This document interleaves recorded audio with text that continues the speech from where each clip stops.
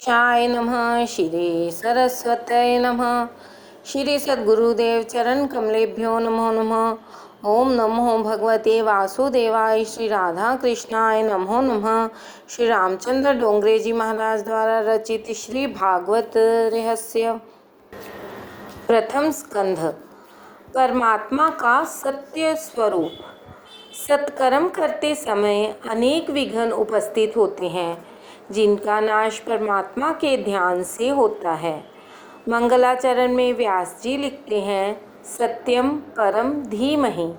सत्य स्वरूप परमात्मा का हम ध्यान करते हैं। सत्य स्वरूप परमात्मा का ध्यान करता हूँ, ऐसा श्री व्यास जी ने लिखा, क्योंकि यदि वे श्री कृष्ण का ही ध्यान करने की बात लिखते तो शिव भक्त,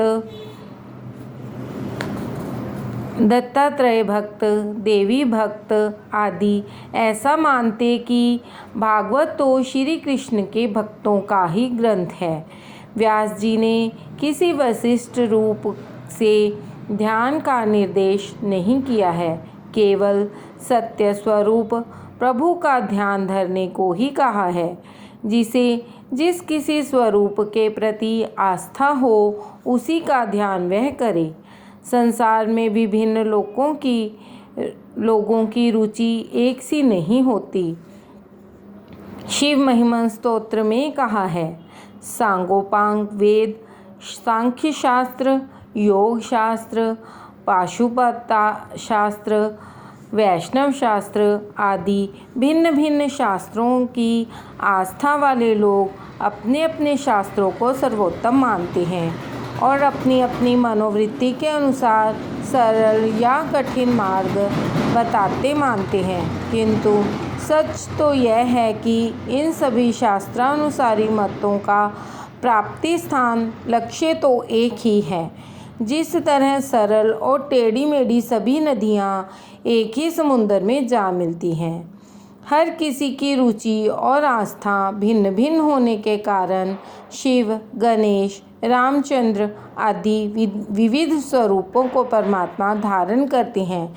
सत्य अविनाशी, अबाधित, अपरिवर्तनशील है। सुख दुख, लाभ हानि आदि के कारण परमेश्वर के स्वरूप में कोई परिवर्तन नहीं होता। दुख की प्राप्ति के समय जिनका मन उद्वेग रहित रहता है और सुख के समय जिनका मन स्पृहा रहित रहता है, वही स्थित प्रज्ञ है। श्री कृष्ण ने अपने वचन के अनुसार ही जीवन जिया। श्री रामचंद्र जी को भी राज्याभिषेक और वनवास के समय एक सा ही आनंद था। श्री कृष्ण को 16,000 रानियों से सेवा पाते समय सुवर्ण की द्वारिका से तथा सर्वनाश के समय एक सा ही आनंदानुभव हुआ था। श्री कृष्ण उद्धव से कहते हैं, उद्धव, यह सब जगत मिथ्या है, केवल मैं ही एक सत्य हूँ। जगत असत्य है, परमात्मा सत्य है। भूत, वर्तमान और भविष्य में जो एक ही स्वरूप को धारण करे, वही सत्य है। इसी से ही भगवान व्यास जी कहते हैं कि हम सत्य का ही ध्यान करते हैं, किसी और देव का नहीं। जो सत्य से ही स्नेह भाव रखो। यदि सुखी होना हो तो सत्य स्वरूप परमात्मा के साथ प्रेम करो। जगत असत्य है, दुनिया के पदार्थ दुखदायी हैं। व्यवहार में जगत सत्य सा लगता है, किंतु परमार्थ दृष्टि से, तात्विक दृष्टि से देखें तो जगत सत्य नहीं है। यही कारण है कि ज्ञानी पुरुष जगत का चिंतन नहीं करते और जगत अनित्य है ऐसा बार बार सोचते हैं। जिसे परमात्मा का अपरोक्ष ज्ञान होता है, वे जगत का सम्मान नहीं करते। स्वप्न के टूट जाने के बाद जो स्वप्न मिथ्या लगता है, वैसे ही भगवान का साक्षात्कार होने के बाद जगत मिथ्या लगता है। मनुष्य सदा एक स्वरूप में नहीं रहता। ईश्वर का एक ही स्वरूप है। उस पर काम, क्रोध, लोभ आदि असर नहीं डाल सकते। वह स्वयं आनंद रूप है। ईश्वर के बिना जो भी दिखाई देता है, वह सब माया है, असत्य है और भास मात्र है। नकली रुपए से किसी को कोई मोह नहीं होता, उसी प्रकार इस असत्य नकली संसार से मोह न करो। स्त्री पुरुष मिलन सुखद है, किंतु वियोग अति दुखद है। वियोग अवश्यम भावी है, ऐसा समझकर इस जगत में जीवों से प्रेम न करो।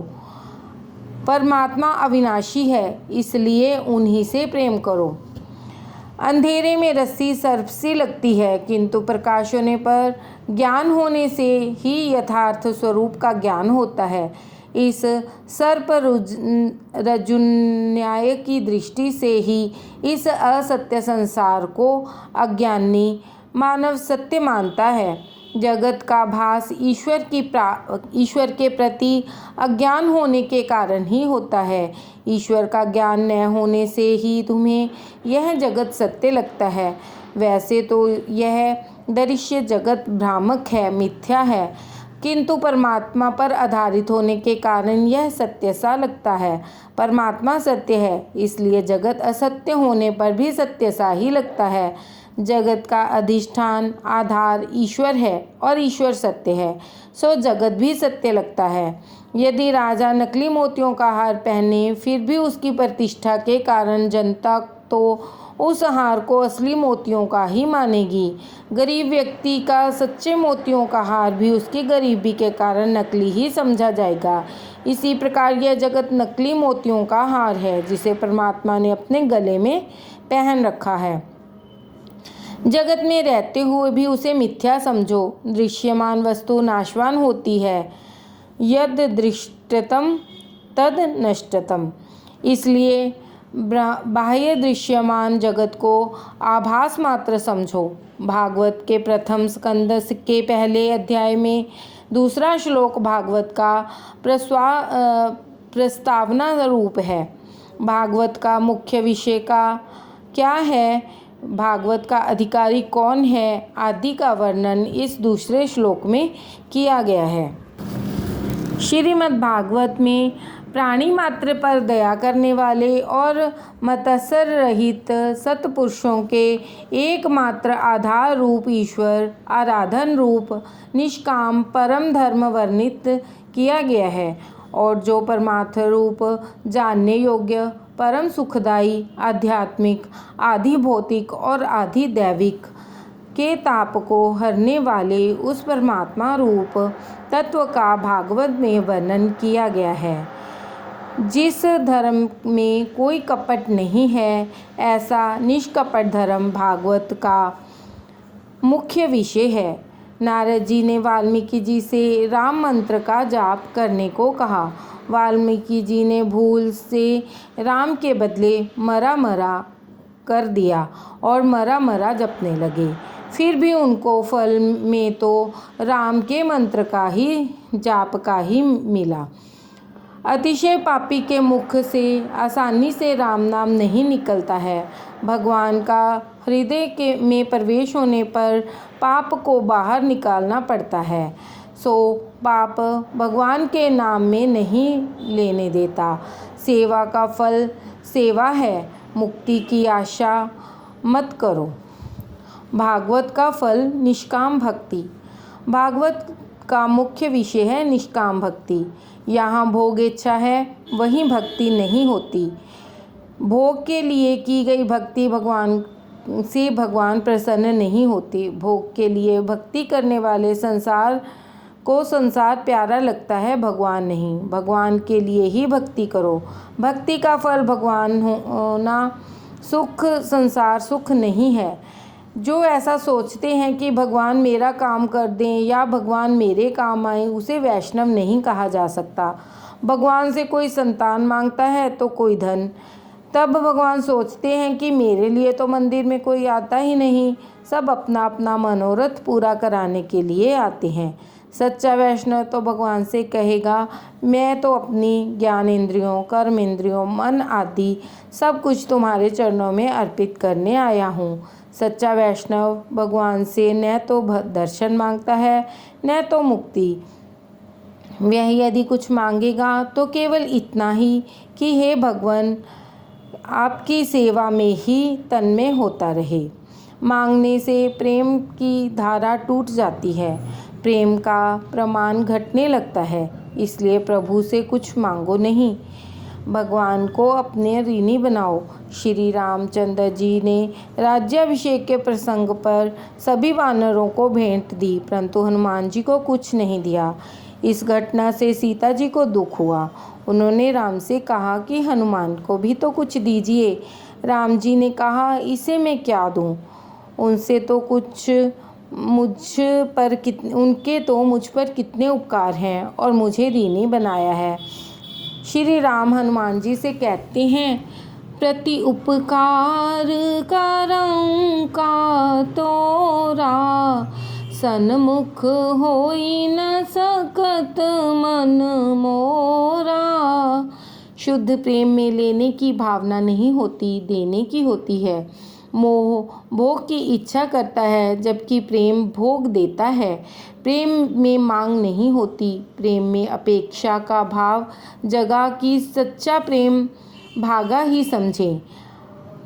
भक्ति से मांगी हुई वस्तु मिलेगी तो जरूर, किंतु भगवान हाथ से निकल भागेंगे। नित्य देने वाला चला जाएगा। सकामी भक्त जिन जिन देवताओं की पूजा करते हैं, उन सभी देवताओं के द्वारा मैं इच्छित भोगों की पूर्ति करता हूँ, किंतु मेरी निष्काम भक्ति करने वाले भक्त मुझे ही प्राप्त करते हैं। भगवान से धन मांगोगे तो धन मिलेगा, किंतु भगवान स्वयं नहीं मिलेंगे। भगवान से जितना मांगोगे उतना ही देंगे, किंतु प्रेम कम हो जाएगा।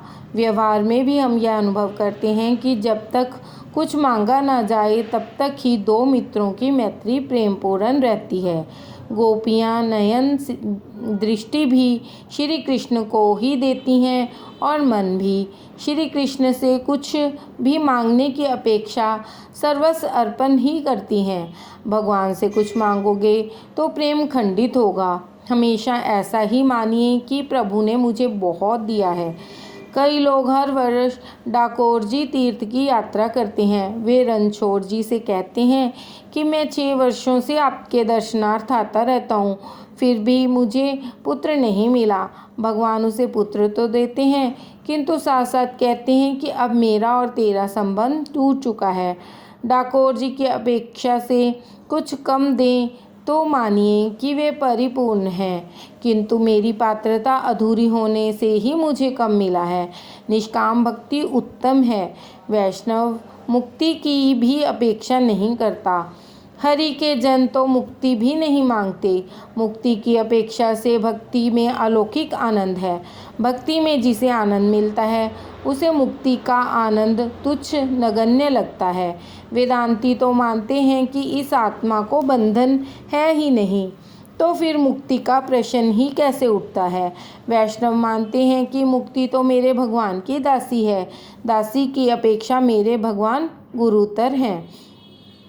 भगवान मेरा काम करें ऐसी अपेक्षा कभी न करो। रामकृष्ण परमहंस जी को कैंसर की बीमारी लग गई। शिष्यों ने कहा कि माताजी से कहिए, वे आपकी बीमारी का इलाज करेंगी। रामकृष्ण ने कहा कि अपनी माता को मैं अपने लिए तकलीफ न दूंगा। भक्ति का अर्थ यह तो नहीं है कि अपने सुख के लिए डाकोर जी को हम त्रास दें, परिश्रम दें। मांगने से सच्ची मैत्री के गौरव की हानि होती है। सच्चा समझदार मित्र कभी कुछ नहीं मांगता। सुदामा की भगवान के प्रति सच्ची भक्ति थी। वे दरिद्र थे। पत्नी ने कुछ मांगने के लिए उन्हें भगवान के पास भेजा। सुदामा जी भगवान के पास आए, किंतु मांगने के लिए नहीं, मिलने के लिए। उन्होंने द्वारिकापति का वैभव देखा, फिर भी जुबान तक न खोली। सुदामा ने सोचा कि मैत्री मिलन से ही यदि भगवान की आंखें भीग गई तो फिर अपनी दरिद्रता की बात बताने पर उन्हें कितना गहरा दुख होगा। मेरे दुख का कारण मेरे कर्म ही हैं। मेरे दुख की गाथा सुनकर तो उन्हें दुख ही तो होगा। ऐसा सोचकर सुदामा ने भगवान से कुछ नहीं मांगा। सुदामा की तो यही इच्छा थी कि अपने द्वारा लाए गए मुट्ठी भर तंदुल का भगवान को प्रेम से प्राशन करें। भगवान जाने कि वह कुछ लेने नहीं देने आया है। ईश्वर पहले हमारा सर्वस्व लेता है, फिर अपना सर्वस्व हमें देते हैं। जीव के निष्काम होने पर ही भगवान उसकी पूजा करते हैं। भक्त यदि निष्काम होता है तो भगवान अपने स्वरूप का दान भक्त को देता है। जीव जब अपना जीवत्व छोड़कर ईश्वर के द्वार पर जाता है, तब भगवान भी अपना ईश्वर तत्व भूल कर भक्त से ही मिलते हैं। सुदामा 10 दिन का भूखा था, फिर भी उसने अपना सर्वस्व मुट्ठी भर तंदुल प्रभु को दे दिए। सुदामा के तंदुल चाहे मुट्ठी भर ही थे, फिर भी वही तो उस समय उसका सर्वस्व था। वैसे मुट्ठी भर तंदुल की कोई इतनी बड़ी कीमत नहीं है, किंतु मूल्य तो सुदामा के प्रभु प्रेम का है। यदि मेरे लिए ठाकुर जी का थोड़ा सा भी श्रम उठाना पड़ेगा तो मेरी भक्ति व्यर्थ है, निष्फल है, ऐसा मानो। भगवान से कुछ भी ना मांगो, ना मांगने से भगवान तुम्हारे ऋणी होंगे। गोपियों ने भगवान से कुछ भी नहीं मांगा था, उनकी भक्ति निष्काम थी, अतः भगवान गोपियों के ऋणी थे। गोपी गीत में भी भगवान से कहती हैं कि हम तो आपकी निःशुल्क शूद्र दासियां हैं, अर्थात निष्काम भाव से सेवा करने वाली दासियां हैं। इसी तरह कुरुक्षेत्र में भी जब भगवान श्री कृष्ण से मिलती हैं तो वहाँ भी वे कुछ मांगती नहीं हैं, वे तो केवल इतनी ही इच्छा करती हैं कि संसार रूपी कुएं में गिरे हुओं को उनसे बाहर निकालने के अवलंबन रूप आपके चरण कमल घर में रहते हुए भी हमारे मन में सदा बसे रहें। एक सखी उद्धव जी से पूछती है कि तुम किसका संदेश लाए हो? कृष्ण का। वे तो यहाँ पर ही उपस्थित हैं। लोग कहते हैं कि श्री कृष्ण मथुरा गए हैं, पर यह बात गलत है। मेरे ठाकुर जी हमेशा मेरे साथ ही हैं। 24 घंटे का हमारा उनसे साथ संयोग है। गोपियों का प्रेम शुद्ध है। वे जब भी भगवान का स्मरण करती हैं, ठाकुर जी को प्रकट होना ही पड़ता है। गोपियों की निष्काम भक्ति इतनी सत्यशील है कि भगवान खींचे हुए चले आते हैं। ठाकुर जी को सदा साथ रखोगे तो यहाँ भी जियोगे, भक्ति कर सकोगे। तभी तो तुकाराम भक्त कहते हैं, मुझे चाहे भोजन न भी मिले, परंतु हे विठलनाथ, मुझे एक क्षण भी तुम अपने से अलग मत रखना। भगवान उद्धव जी से कहते हैं, उद्धव, मेरी गोपियाँ मुझ में तन्मय चित्त वाली मदर्थे तयक्त देहिकाएँ हैं। गोपियों का आदर्श आँख के सामने रखो और भगवान की भक्ति करो। सुदामा की निष्काम भक्ति को याद रखकर प्रभु की भक्ति करो। सुदामा और गोपियों जैसी भक्ति सीखो। सुदामा की भक्ति भी निष्काम थी। तुम अपना सर्वस्व भगवान को अर्पण करो। ऐसा होने पर भगवान भी सर्वस्व तुम्हें देंगे। निष्काम भक्ति ही भागवत का मुख्य विषय है। निष्काम भक्ति ही श्रेष्ठ भक्ति है। निष्काम भक्ति का श्रेष्ठ दृष्टांत है श्री कृष्ण के प्रति गोपियों का निष्काम ममता, निष्काम प्रेम। गोपियाँ तो मुक्ति की भी इच्छा नहीं रखती थी। श्री कृष्ण का सुख ही अपना सुख है, ऐसा गोपियाँ मानती थी। एक सखी ने उद्धव जी से कहा कि श्री कृष्ण के वियोग में हमारी कैसी दशा है, वह तो आपने देख ली। मथुरा जाने पर श्री कृष्ण से कहना कि यदि आप मथुरा में सुख से रहते हैं तो हमारे सुख के लिए व्रज में आने का कष्ट न करें। हमारा प्रेम अपने सुख के लिए नहीं है, किंतु श्री कृष्ण को ही सुखी करने के लिए है। श्री कृष्ण के वियोग से हम दुखी हैं और विलाप भी करती हैं, परंतु हमारे विरह में यदि वे मथुरा में सुख से रहते हैं तो वे सुखी रहें। हमारे सुख के लिए वे यहाँ ना आए। यदि अपने सुख के लिए वे यहाँ आना चाहें तो अवश्य पधारें। दूसरों के सुख में सुख का अनुभव करना ही सच्चे प्रेम का लक्षण है।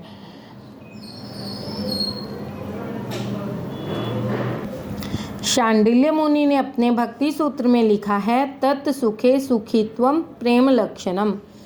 धन्य है वे विरिजवासी जन जो कृष्ण से मिलने के लिए मथुरा नहीं गए, गोपी प्रेम की पागल अवस्था में भगवान की निकटता का अनुभव करती हैं। सखी सोचती है कि मैं वहाँ मिलने गई और मेरे मिलने से ठाकुर जी को कुछ कष्ट हुआ तो उनको कुछ भी लज्जा हुई कि गांव की इस ग्वालिन से मैं खेलता था तो नहीं, मुझे मथुरा नहीं जाना है।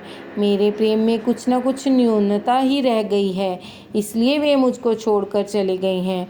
मेरा प्रेम यदि सच्चा है तो अवश्य ही गोकुल लौटेंगे।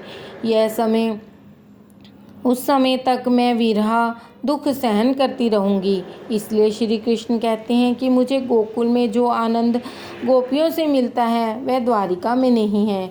गोपियों का प्रेम निष्काम है, भगवान का जो आश्रय लेता है वह निष्काम बनता है। गोपियों की ऐसी निष्काम भक्ति से परमात्मा गोपियों के ऋणी हुए। गोपी प्रेम की महिमा दर्शनीय है। श्री कृष्ण एक बार बीमार हो गए। बीमार होने का नाटक किया, कोई भी औषधि सफल नहीं हुई। तब प्रभु ने वैष्णव भक्त की चरण रज औषधि के रूप में मांगी। कोई वैष्णव अपनी चरण रज दे तो भगवान की बीमारी दूर हो सके। भगवान की रानियों से चरण रज मांगी गई। सभी रानियों को आश्चर्य हुआ। प्राणनाथ को चरण रज दें तो महापाप होगा, नरक जाना पड़ेगा। नरक कौन जाए, हम तो चरण रज नहीं देंगी। दूसरों से भी चरण रज मांगी गई, कोई तैयार न हुआ। अंत में बात गोपियों तक पहुंची। गोपियों ने सुना कि उनके कृष्ण बीमार हैं। यदि वे भले चंगे हो सकते हैं तो हम अपनी चरण रज देने को तैयार हैं। इसलिए हम कोई भी दुख सहन करने को तैयार हैं। जो अपना कन्हैया सुखी भला चंगा हो तो हम नरक यातना भी भुगत लेंगी। उन्होंने अपनी चरण रज दी। श्री कृष्ण की बीमारी दूर हो गई। सच्चे निष्काम प्रेम की परीक्षा भी हो गई। भागवत का फल है निष्काम भक्ति। निष्काम भक्ति भगवान को प्रसन्न करती है। गोपियों जैसी निष्काम भक्ति की आदत डालो, भक्ति से मुक्ति मिलती है। भक्ति के बिना ज्ञान और वैराग्य प्राप्त नहीं हो सकते। बिना ज्ञान के भक्ति अंधी है और बिना भक्ति के ज्ञान पंगु है। आदत और हाजत जरूरत पर नियंत्रण रखा जाए तो मानव प्रभु में लीन हो सकता है। भागवत का मुख्य विषय है निष्काम भक्ति। भागवत सबके लिए है, वेदांत सबके लिए नहीं है। वेदांत का अधिकार सबको नहीं दिया गया है। जिसे ब्रह्म को जानने की जिज्ञासा हो उसी के लिए वेदांत है। वेदांत का अधिकारी कौन? जिसमें षट संपत्ति आदि की प्राप्ति की हो वही वेदांत का अधिकारी है। किंतु भागवत तो सभी के लिए है। भागवत का अधिकारी वैसे तो सभी के लिए बताया गया है, फिर भी शुद्ध अंतःकरण वाले पुरुषों को जानने के योग्य परमात्मा का निरूपण इसमें किया गया है। निर्मत्सर होकर कथा सुनो। मत्सर सबसे बड़ा शत्रु है। मत्सर सबको सताता है। ज्ञानी और योगी दोनों को मत्सर परेशान करता है। स्वयं प्राप्त की हुई योग सिद्धि के बल से चांगदेव 1400 वर्ष जिए थे। उन्होंने मृत्यु को 14 बार लौटाया। वे सिद्धियों में फंसे हुए थे। उन्हें प्रतिष्ठा का मोह था। उन्होंने संत ज्ञानेश्वर की कीर्ति सुनी। चांगदेव ज्ञानेश्वर के प्रति मत्सर करने लगे। क्या यह बालक मुझसे भी बढ़ गया? ज्ञानेश्वर की आयु 16 वर्ष की थी और चांगदेव की इच्छा हुई कि वह ज्ञानेश्वर को पत्र लिखे, परंतु पत्र में संबोधित क्या किया जाए? ज्ञानेश्वर अपने से छोटे केवल 16 वर्ष के 100 पूज्य कैसे लिखा जाए? ऐसे में महाज्ञानी को चिरंजीवी भी कैसे लिखा जाए? उस उलझन को वे सुलझा न सके तो बिना लिखे ही पत्र भेज दिया। संत की भाषा संत जान सकते हैं, वे कोरा कागज भी पढ़ लेते हैं। मुक्ताबाई ने पत्र का उत्तर दिया, 1400 साल की तेरी आयु हुई, फिर भी तू कोरा ही रह गया। चांगदेव ने सोचा ऐसे ज्ञानी पुरुष से मिलना ही चाहिए। अपनी सिद्धियों का प्रदर्शन करने के लिए उन्होंने बाघ की सवारी की और सर्प की लगाम बनाई और इस प्रकार वे ज्ञानेश्वर से मिलने के लिए आ रहे थे। उस और ज्ञानेश्वर से किसी ने कहा कि चांगदेव बाग की सवारी करके आपसे मिलने के लिए आ रहे हैं। ज्ञानेश्वर ने सोचा कि इस बूढ़े को अपनी सिद्धियों का अभिमान हो गया है। चांगदेव ने अपनी सिद्धियों के अभिमान के कारण ज्ञानेश्वर को पत्र में पूज्य शब्द से संबोधन नहीं किया। ज्ञानेश्वर ने सोचा कि चांगदेव को कुछ पाठ पढ़ाना चाहिए। संत मिलने के लिए आए तो उसकी आवभक्त करनी चाहिए। उस समय ज्ञानदेव चौके पर बैठे हुए थे। उन्होंने चौके से चलने की आज्ञा की। पत्थर का चौका चल दिया। चौके को चलता हुआ देखकर चांगदेव का अभिमान नष्ट हो गया। चांगदेव ने महसूस किया कि मैंने तो हिंसक पशु को वश में किया, जबकि ज्ञानेश्वर के पास तो ऐसी शक्ति है जो जड़ पदार्थ को भी चेतन बना देती है। दोनों का मिलन हुआ। चांगदेव ज्ञानेश्वर के शिष्य बन गए। यह दृष्टांत सिखाता है कि हठ योग से मन को नियंत्रित करने की अपेक्षा प्रेम से मन को वश में करना उत्तम है। चांगदेव हठ योगी थे। हठात बलात्कार से उन्होंने मन को वश में किया था। योग मन को एकाग्र करता है किंतु हृदय को विशाल नहीं कर सकता। यही कारण है कि चांगदेव ज्ञानेश्वर से इच्छा करते थे। हृदय को विशाल करती है भक्ति। भक्ति से हृदय पिघलता है, विशाल भी होता है। मत्सर करने वाले के तो इहलोक और परलोक दोनों ही बिगड़ते हैं। मन में मत्सर मत रखो। मन से मत्सर निकाल दोगे तो मनमोहन का स्वरूप मन में सुदृढ़ होगा। कथा सुनकर उसे जीवन में चरितार्थ करने वाले लोग बहुत कम होते हैं। कथा सुनो और कथा के सिद्धांतों का जीवन में आचरण करो। केवल शुश्रूषी नहीं और कृति भी बनो। इसलिए कहा गया है कि जब सुकृति पुरुष उन्हें सुनने की इच्छा करता है, उसी समय ईश्वर अविलंब उसी के हृदय में आकर बंदी हो जाता है। भागवत कथा का श्रोता निष्काम और निर्मत्सर बन जाता है। किसी भी जीव के प्रति रखा गया कुभाव ईश्वर के प्रति रखा गया कुभाव है। मनुष्य जब तक निर्मत्सर नहीं बने तब तक उसका उद्धार नहीं होता। जैसी भावना आप दूसरों के लिए रखोगे, वैसी ही भावना वे आपके लिए रखेंगे। दूसरों के साथ वैर भाव करने वाला व्यक्ति अपने साथ ही वैर भाव करता है, क्योंकि सबके हृदय में ईश्वर का वास है। गीता में लिखा गया है, क्षेत्रज्ञं चापि मां विद्धि सर्व क्षेत्रेषु भारतः।